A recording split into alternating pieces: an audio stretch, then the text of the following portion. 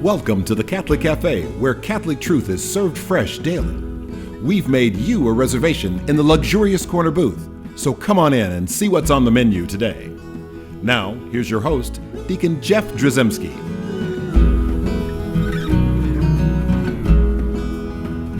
Greetings and welcome to the Catholic Cafe. I'm Deacon Jeff, sitting in the luxurious corner booth of the Catholic Cafe.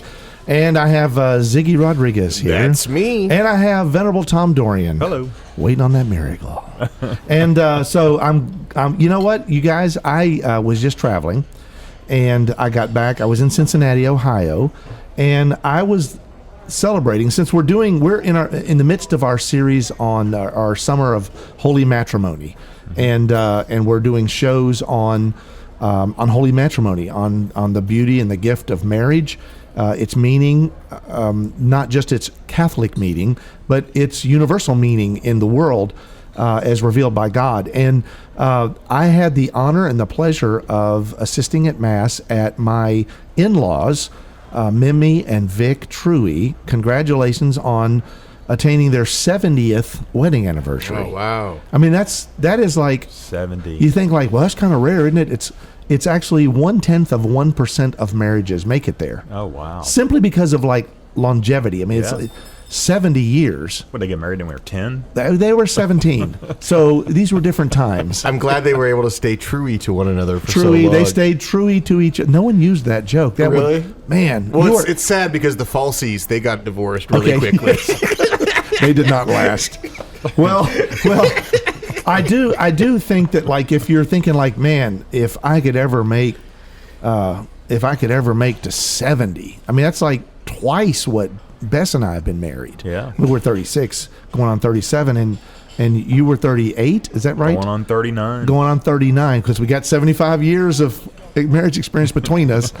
And I'm thinking, like, well, how are we ever going to do that? Now, we started later. Mm-hmm. So Bess and I started, 10 years after they did. But, they have been true to each other for 70 years, which is just an incredible accomplishment. And so for all those folks out there that are doubters that this is even possible, that's why I think that these shows that we're doing right now are really so important, because the stuff that we're talking about is how you do that. Right. And so if we can delve into these, what the church teaches about marriage, then, if you understand that going into marriage, then your chances, we'll just say of success, but your chances of not getting divorced. Right. And we'll talk about divorce statistics later on. They're very ominous and scary, but the reality is we need to talk about that stuff. But your chances of not experiencing that sorrow and your brokenness in your life are way higher when you understand what the church teaches. Well, I think we live in a culture that has these like romanticized views of very sentimentalized views of love and marriage, where there's more focus on like the wedding than on the marriage, right? And on the romance and what are you going to wear? Right. What are the bridesmaids going to wear? What's the cake going to be like? Right, exactly. As opposed to like a sacramental preparation. And like when you give the example that you're giving, a lot of us don't want to think in terms of old age, because it can be sort of, if that's still distant for you, you can, we tend to want to kind of slough that off and be like, oh, I don't want to think about that right now. But, we have to think about the fact that, what marriage ultimately is. This is the person that you are going to be trusting to be with you through all of that, and they're trusting you with the same, to be with them through sickness and health, to be, where one of you is going to be present at the deathbed, to where you're building one another up to the extent that you're blessed with being able to do so, with children to be with you during that process. For the listeners that we might have who are young and still have their parents, it might not have set in. There are 7 of them, by the way. Right. 7 young people listening to us right now. Hey, kids. But those 7 people, they might not realize, that it might not have set in, because it's not a fun thought that, 40, 50 years from now, their parents aren't going to be around. You know what I mean? And maybe their siblings will, maybe they won't. This is the time in life, generally speaking, if you have a vocation to marriage, to start building for the future that you'll have all those decades in the future. Yeah. And so we sometimes we need to set aside the sentimentality that's there and really be grounded in God is there's a sacramental union that God desires to prepare me for. He wills to prepare me for. If me and my future spouse, both receive one another in Him and really put ourselves at His disposal to be brought together in that way, God is the one who can make that miracle happen. Because at the end of the day, it is a miracle. Yeah. For couples to stay around that long. It is not something that Jesus' first miracle was done at a wedding. Right. So there's a connection to that, and the miraculous does happen. Now, I do want to not correct you, because you were correct in what you just said, sure, Ziggy, but I will say that we're not against sentiment and romance. Sure. But I think that what you might agree with me on is if we're understanding the sacramentality of marriage, it is arguably going to be the most romantic and most sentimental wedding and experience, and not just wedding but marriage. You're going to essentially live in romance. You're going to live in that beautiful gift or state, right? And that's what the grace does that comes from that sacrament and allows all that. I will say also, you did say, I will disagree about one thing, and you were saying I didn't mean to hold your hand. I actually held Sam's hand right there. That was really an awkward guy thing, wasn't it? I just touched his hand. Anyway, that was really weird. So it's like, I was talking about romance, and all of a sudden we're like having a bromance here at the Catholic Cafe. I didn't know what to do. No, but you were saying you recoiled in fear is what you did. It's a good thing we're on radio. It's a good thing we're on radio. But you were talking about the fact that the world has kind of romanticized marriage. Well, I would not disagree, because those that are getting married, there might be a romantic view of it only. Sure. But we have fewer people getting married. Oh, right? I agree with that. There's a lot of people who have really just kind of eschewed marriage and said, what do you need a piece of paper to say that you love someone else? Or I guess what I would say is they've taken the sentimentality that made it the priority. The feelings. Yeah, exactly. They flip the priorities on their head, and they're focused on chasing feelings and chasing that experience and that fuzziness and the physical aspects, as opposed to being grounded first in the reality of what it is. And you're right. Once you're grounded in what it is, and once you're grounded in God, and God is rooted you in the truth of marriage and with the marriage preparation process and all of that stuff, and then living out your marriage once you're married. Yeah, of course, it's like romantic in the most authentic possible pure way. And authentic. Exactly right. Yeah. So that's what we want for everyone. I will say, you mentioned also in talking about, you were sort of hinting at this sort of giving of oneself to the other, right? This self gift, and that's one of the places where I think I want to focus as we're talking about the theology. We're continuing talking about the theology of marriage and where it comes from, how it's been revealed to us. And we've already talked about Trinitarian love. We've talked about why the church cares so much about this in terms of this being a sacrament. We've talked about the fact that the one flesh key to marriage, and understanding that essentially as one flesh you become a new entity, the two shall be joined together. And all these things are not things that happen in isolation. They're all connected, and they're all connected to the theology and the meaning of marriage. And one of the best places to find this is a gift to us from St. Paul in his letter to the Ephesians. I remember doing marriage prep one time. This is many years ago, maybe 15 years ago or so. And I was doing a marriage prep session, and it was one of the earlier ones. And the bride was there, the bride to be, and the groom, of course. And but the mother of the bride had dropped them off, and we had started to chat, and we were talking about selecting the readings for the Mass. And the mother, sort of injected herself into this moment because she felt very strongly and passionately about something. And she said, I don't know that I don't really have anything to say about the readings, except you will not be using that reading. My daughter will not be listening to that one reading where she has to submit to her husband. that old-fashioned way of thinking, that's not what's going to happen at our marriage. And I'm like going, okay, first of all, you're not getting married. No, I didn't say any of that. It's like, yes, ma'am. Thank you very much for your input. All right, well, it's time for you to go, and let me talk to little Janie and Johnny here, and let's continue with our marriage prep. And as we went on through the marriage prep, ultimately, at the end of the day, by the way, Ephesians 5 was read at their wedding.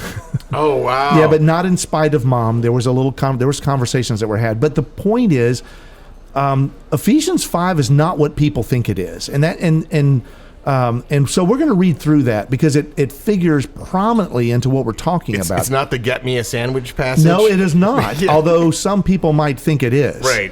Right. Especially the guys. Guys can think like, oh, yeah, all right. I have a servant. Right.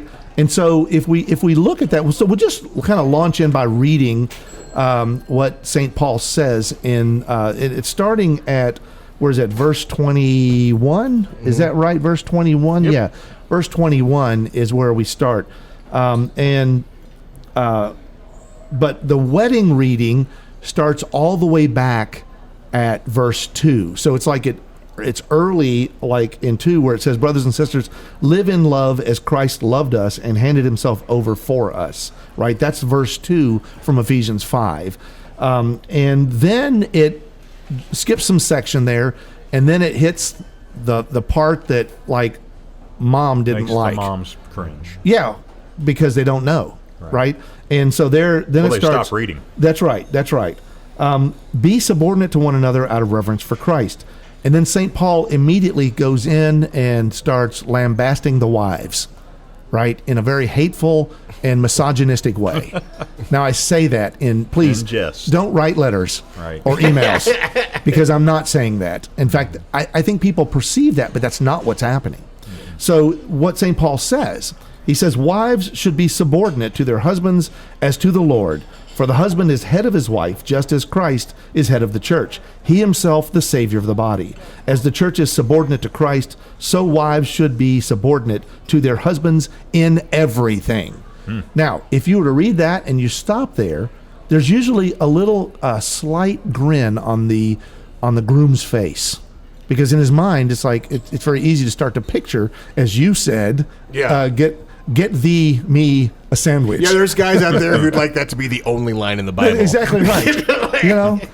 It's like, yeah. So you basically, if I need a sandwich and a beverage, I've got someone. She is going to be subordinate to me. Right. Other translations say submit. Yeah. Submit yourself to your husband, and really, he just hits it home when he says, because the husband is the head of the wife, as Christ is the head of the church, and it's like, okay, so he's the boss, right? And people hear that.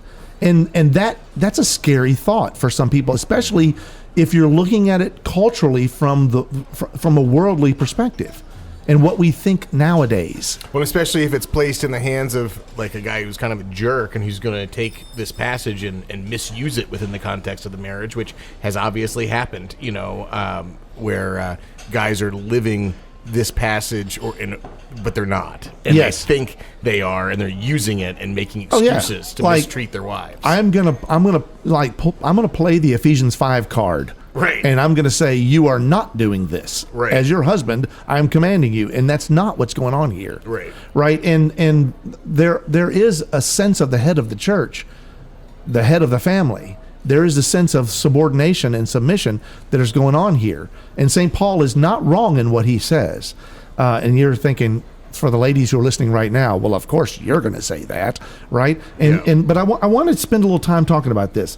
So, first of all, a lot of people forget the fact that where St. Paul starts is by saying, be subordinate to one another out of reverence of Christ. And he is saying that the wife should be subordinate to the husband, but the husband also at the same time has to be subordinate to the wife, right? He's saying that. Now, he does go quickly into this wives being subordinate to the husbands, right? And that he is the head of the family as Christ is the head of the church, right? And he does that right from the beginning, but remember, there is both.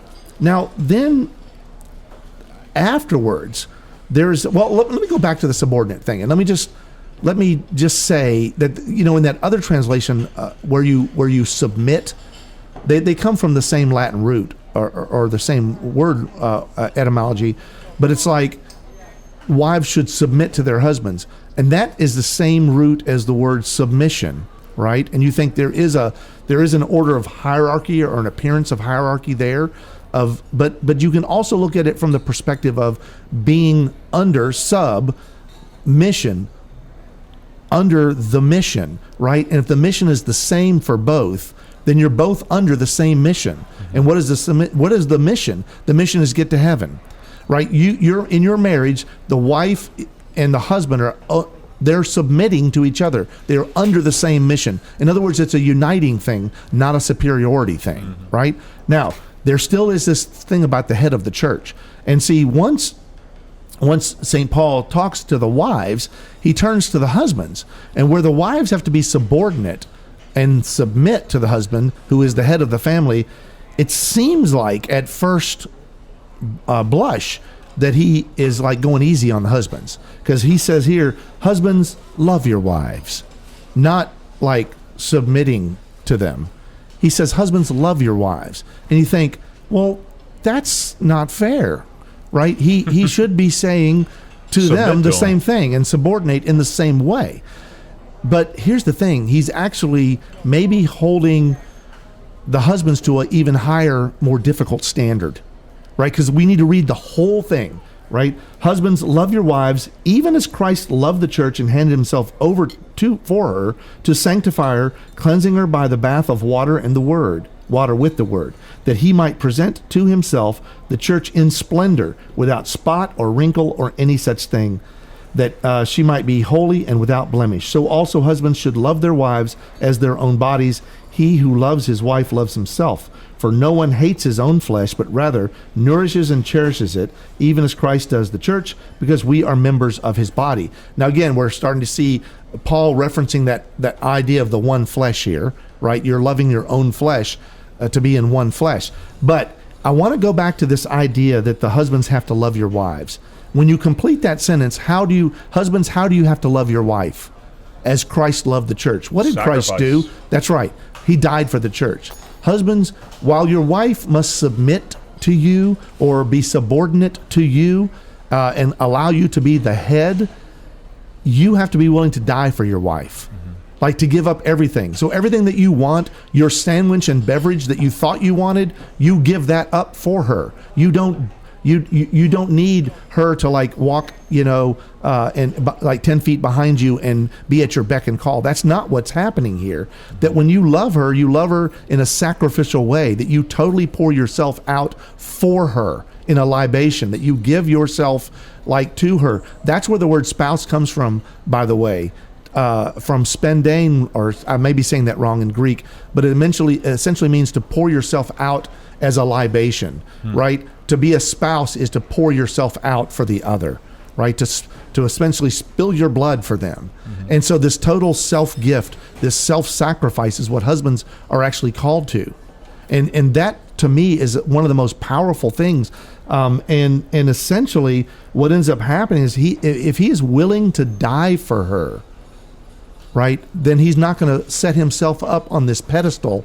You will honor me and you will give me whatever I ask you to do and you'll be obedient to me. Right? He's going to die to self in not just big ways, but little ways in everyday life, right? 100%. Let's look at the word head of the church, because there's other scriptures that tell us about Jesus, because Paul says that Jesus is the head of the church and the husband is the head of the family. Well, let's go to the gospel according to Mark in chapter 10, verse 45, and we'll read this. For the Son of Man did not come to be served, but to serve and give his life as a ransom for many.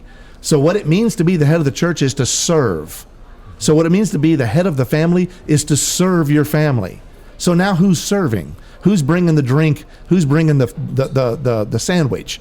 That's the husband, right? He is making sure his wife has everything she needs. She has so many things that she's got to do that she's responsible for. If she has a career outside of the home, if she has a career inside the home, if she's caring for the kids, if she's keeping the home, whatever she's doing, the husband is in service to her and not leaving her to do all of the work, right? Whatever needs to be done. And so this is what it means to be the head of the church, to be the head of the family. And so for the husband to be that head, and we've all heard that expression, how the husband's the head, but the wife is the neck, and whichever way the neck turns is which way the head goes. There's a connection in all of this stuff that helps you understand. And when this happens, when we live as Christ did as men, and when women are subordinate to their husbands, as Paul speaks here, what ends up happening that, like in this dying to self, the husband then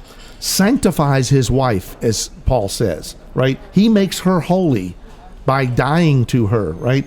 And he cleanses her. He protects her dignity and her chastity, right? And in doing that, he then will be without spot or wrinkle, right? He'll be chaste and holy, right? And you start to realize that what he's doing, he's chaste and holy in her sight, in the church's sight. And now you start to realize this is what's happening in marriage. And it's a total self-gift of one to the other. And so few people understand this gift. So few people understand this. Now, I know we've talked about those who are being prepared for marriage. Sam mentioned like the young people who might be listening now and thinking about marriage and what they need to think about it. But also, I think I want to also talk to people who are married, who've been married for 1 year, for 2 years, for 5 years, for 10 years, who've been married for 38 years, Tom, people who've been married for 50 years. There is no time in which, there's no length of time in a marriage in which you just basically, well, we're there. We've made it. Everything is good. We always need to evaluate where we are in our marriage. We always need to look and examine, are we living this way? As a husband, am I being subordinate to my wife in the sense that Paul says? Am I the head of the family in a way that is serving the family? Right? Am I putting her on a pedestal? Am I making her holy so that I become chaste and holy as well? And wives, am I subordinating myself to my husband? Am I offering him my very being, the core of who I am? Right? And so we can all work on that.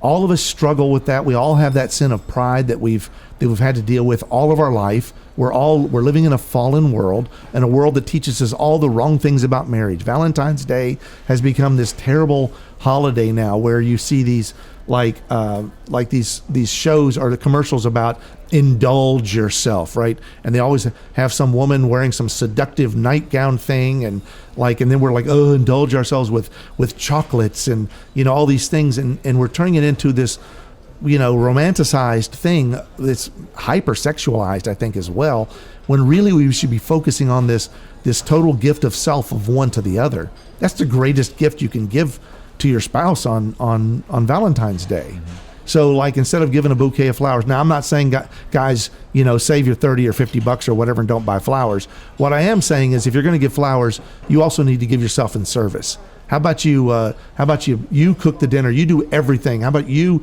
do the dishes? How about you vacuum the house? How about you offer to do these things, and not just on Valentine's Day, but on a regular basis? This is what ends up happening. And I'll go back to the example of my in-laws.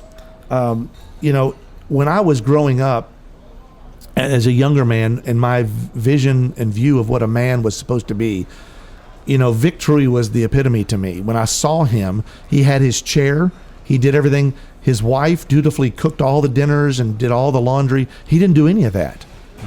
Right? He didn't do any of that. Now, he was still dad, and he had his chair, and he watched TV, and I'm like, yeah, I want to do that. And what's so beautiful to see is that in their 70th year of marriage, and he actually started this a little while ago, well, our bodies start to fail us. Mimi's, she's still vibrant and a wonderful woman, but she's struggling health-wise, as we all do when we're in our late 80s. And he does the dishes.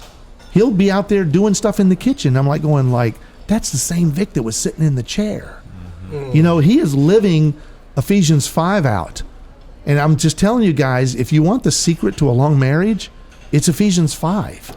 I heard a Protestant friend say, whenever I have something really difficult to talk to my wife about, something I'm asking of her and of the family that I know is going to be a tough sell, he's like, I have found it's a lot easier to have that conversation while I'm, washing the dishes and asking her to sit down, as opposed to yelling at it while I'm watching TV. Yes, exactly. From the couch. Yeah. During the commercial breaks. Yeah. right? Because you don't want to interrupt whatever the show is you're watching. No, I am 100% with you. And these are the realities. And the sooner we realize them when we're young and unmarried, and also the sooner we realize them if we've been sort of forgotten some of this as we are along in our marriages, the better off our marriage is going to be. And it might be a little rocky in your marriage. I don't know. I hope not, but it might be.